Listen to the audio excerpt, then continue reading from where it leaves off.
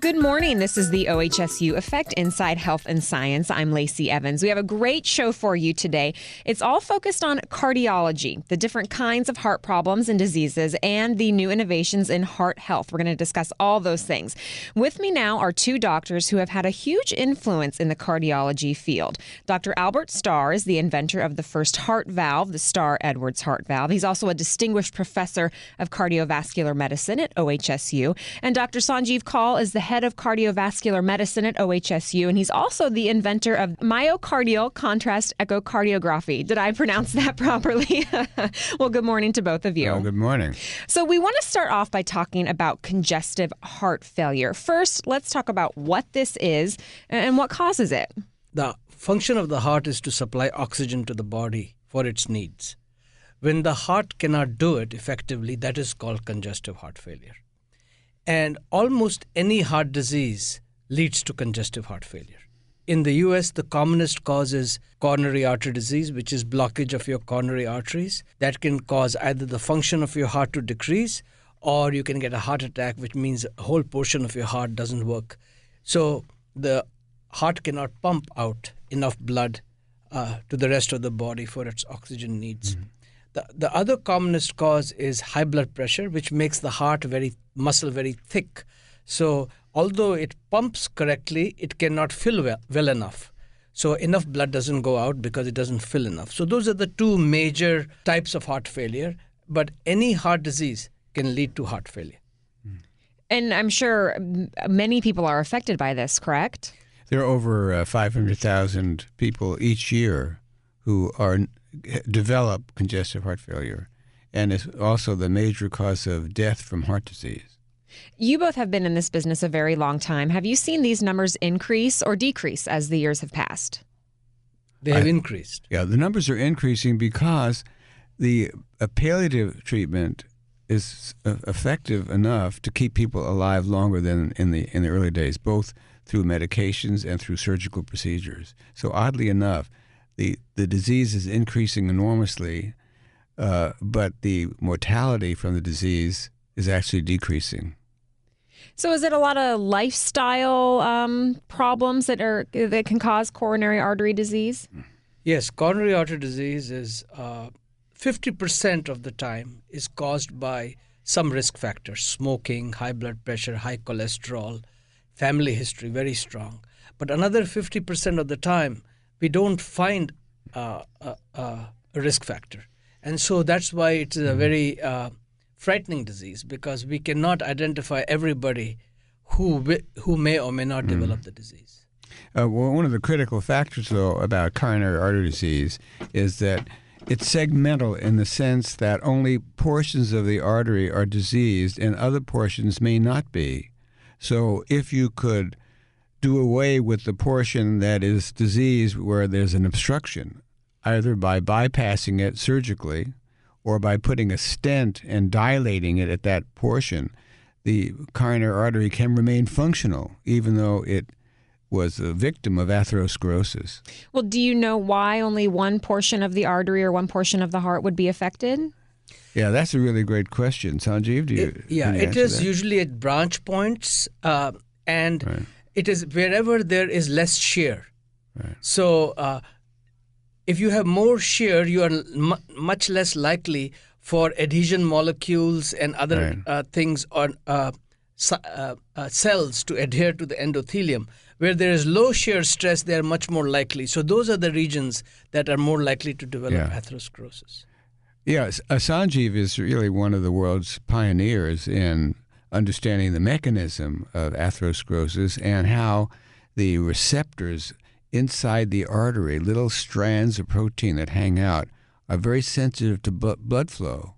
And where the shear stresses are low, as he says, that's where atherosclerosis tends to occur. Interesting. Well, you mentioned bypass and stents, Dr. Starr. So I want to go into now treatments. What are the most effective ways of treating congestive heart failure? Well, the big way that started in 1967 was coronary bypass surgery. I mean, that was a tremendous operation, and it's probably the world's most successful operation ever developed in terms of saving lives. And that was just a method of knowing that the artery was usually okay downstream from the obstruction, and all you had to do was put a bypass graft into the downstream portion of the coronary artery, and the blood flow would be restored to the heart muscle. And that was the only way of treating significant coronary disease for a long time, until the cardiologists themselves began playing around with their catheters and were able to do something a little bit more, even more slick than the coronary bypass. Yeah, let's talk about that. Which was placing stents.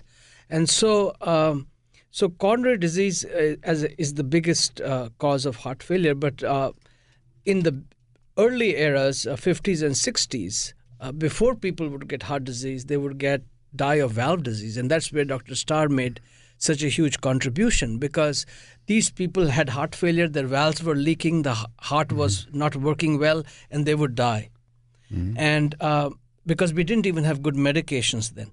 So replacing the valve, 1 valve, 2 valves, 3 and up to 4 valves, completely changed the course of these people, and their mortality rates were much, much better. And so if they got heart failure, it was many, many years later after the valve.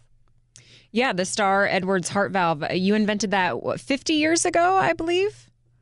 50? No, it's true. A long time ago. Yes. And the first one was 1960. Okay. When we did it. And Sanjeev is right that it was a major cause of heart failure, valvular. No longer, because we now have pretty effective treatments of valve disease that we can go into. And so right now, coronary artery disease is the major cause, where the heart muscle is not functioning well because it's not getting enough blood supply. I see. Well, let's talk about the specific programs up at OHSU that is helping people with coronary artery disease. Mm-hmm.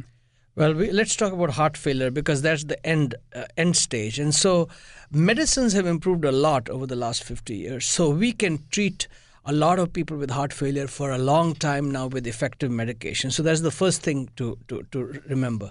Second is that heart transplantation started about 40 years ago, and Dr. Starr was the first one to do it in Oregon about 28 years ago. Yeah, 1985 was our first transplant.